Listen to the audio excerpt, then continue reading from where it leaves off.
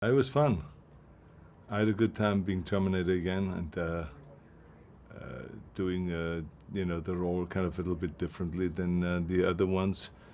But to play kind of like multiple characters, to play one Terminator that is still the destructive machine and that is really out to destroy the human race and to protect the machines. And then there's the other one, which is also a T-800 model that is there to protect Sarah Connor and to protect the human race. So that is, of course, the big conflict there between the two. And that creates then this big epic battle. The writers have explained it best by just saying that they're not trying to eliminate of what has been done in the past. It's just basically keeping everything intact, but then adding on and showing another scenario. Here's what happens in 1984. Terminator comes back to find Sarah Connor, but as he collects his clothes from those punks, there's a voice behind him that says you won't need the clothes.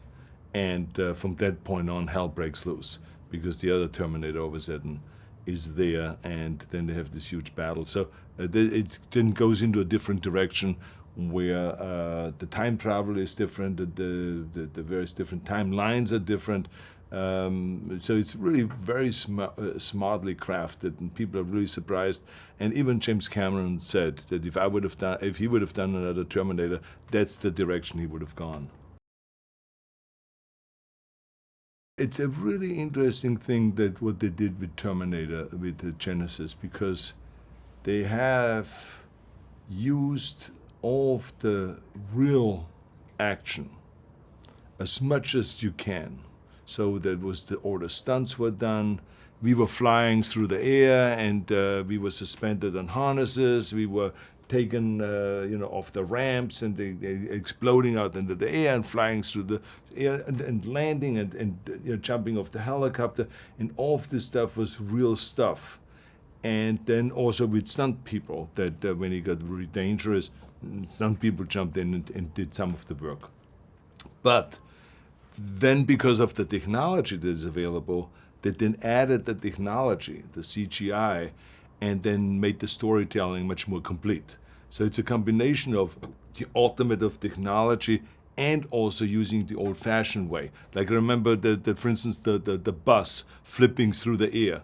Well, I've never ever seen a huge bus flip that high through the air, but it was done with ramps, with explosives, with cables, and with all kinds of means to get that bus flying through the air and twisting in air and then crashing down and sliding. And it was basically not done on a Golden Gate Bridge, the way it is in the film, but it was done on a regular street that was created specifically in Louisiana, in New Orleans.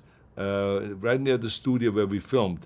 And they prepped this whole thing, and they created exactly the same amount of lanes, and they created, the cars that usually at any given time during the day are on that Golden Gate Bridge. And then they created this mayhem, and with the bus flying and going through this, the chase scene and all this stuff, and what effect then the Terminator, the T-1500 has on this bus.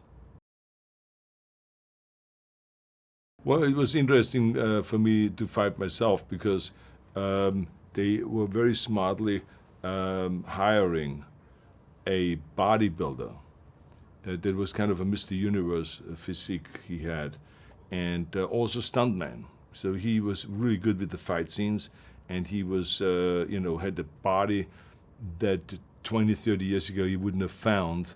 But now there's a lot of stunt guys and a lot of people that have bodies like that because they've trained really hard, and technology is available with the machines and the training and all this. And this guy was a competitive bodybuilder, and so he was doing this fight scene with me, and the idea was that was me from 1984. And so to me the whole time was always the question of how are they going to do the face replacement, how did they do the head replacement, how did they do the changing of the body, because he has the Mr. Universe physique, but it wasn't exactly the same body I have because everybody is different. So so they did with technology again a really great job in making it all possible. Besides the great fight scenes, and the battles, the futuristic war and the chases and all that stuff, to me the story itself and the emotional roller coaster ride, I think is going to be the most powerful thing in a movie.